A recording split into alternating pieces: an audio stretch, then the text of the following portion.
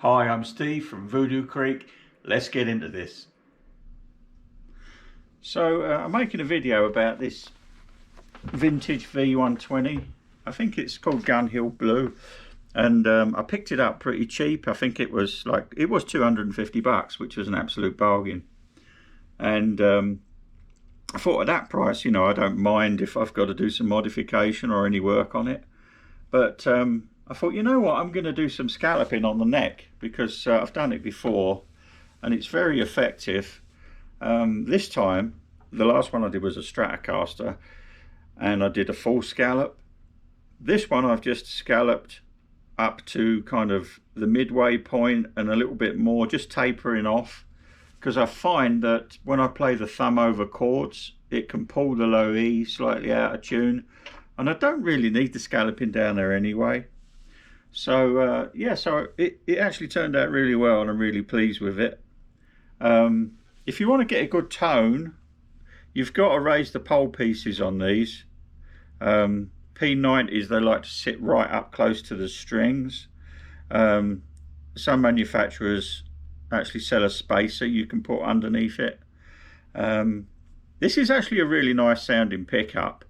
It's got good definition, and if you attack it hard, it responds really well, and if you play soft, you know, it responds really well too. But maybe I'd put a nice Lindy Frayling in there or something like that.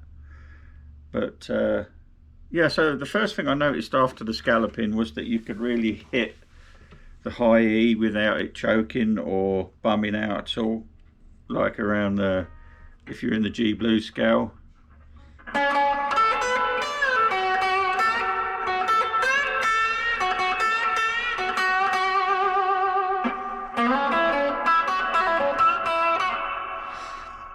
And if you play soft, it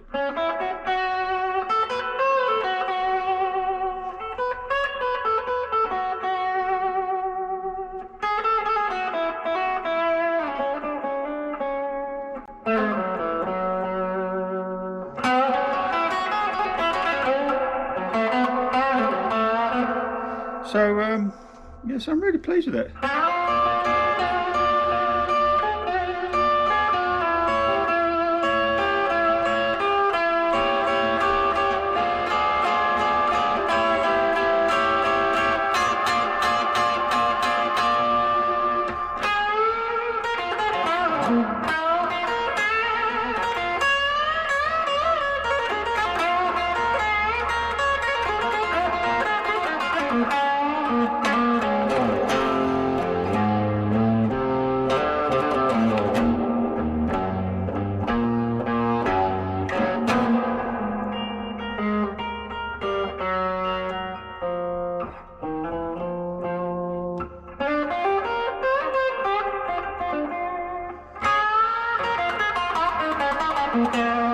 Yeah, it's got a really nice attack to it. So my advice is, if you see one of these for sale and it's at a reasonable price, I would definitely buy it. So stick around and I'll show you how I did the scalloping, my technique, and how I use the different tools and stuff like that. All right.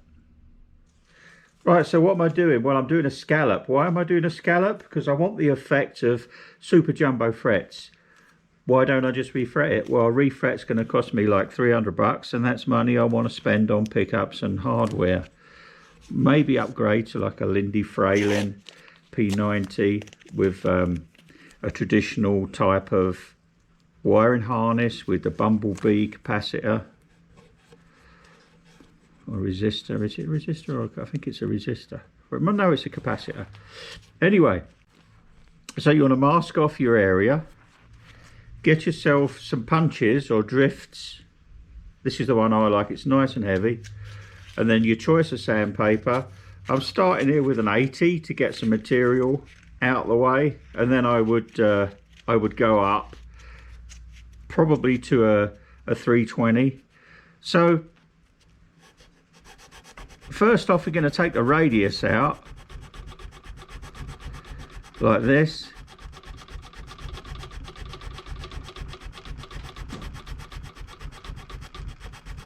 And then after that, you're going to get in there and start to shape it outwards, like I've done with these ones. And then once you've finished your sanding, if you get yourself a really sharp razor blade,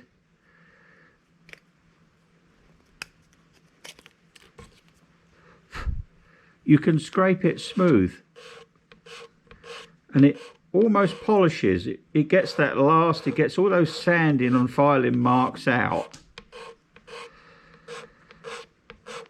really, really well. And then, you know, finally, I will probably use 600 wet and dry paper just to give the real smooth finish. But that's my method. A lot of people don't bother masking, but I do, because you've only got to slip once. So there you go. This is actually a really good tool for doing the rolled edges on a fretboard too. A lot of people think you have to sand this material off to get a rolled edge, but what you actually want to do is crush it down. And if you get something heavy and smooth like this, you just go along the edges like this, and you just crush it in a firm but controlled manner, and you can get a lovely rolled edge that way. Also, when I'm taking this material out, I'm not going right the way up to the fret, because if I need a refret at some stage, it's going to be tricky if there's no material under there. You could get a tear out and then you've got a big chunk missing. So I'm going to go up there and probably finish 1 or 2 millimeters before the frets. Okay, well, I'll show you when it's done. So there she is, all done, and I'm quite pleased with how it turned out.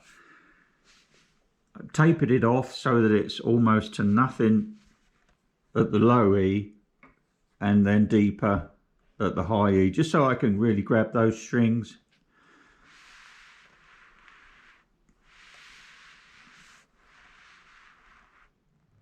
Well, I hope you enjoyed that short video. I know I've had a lot of fun with that technique over the years. It's great to apply it to your jams.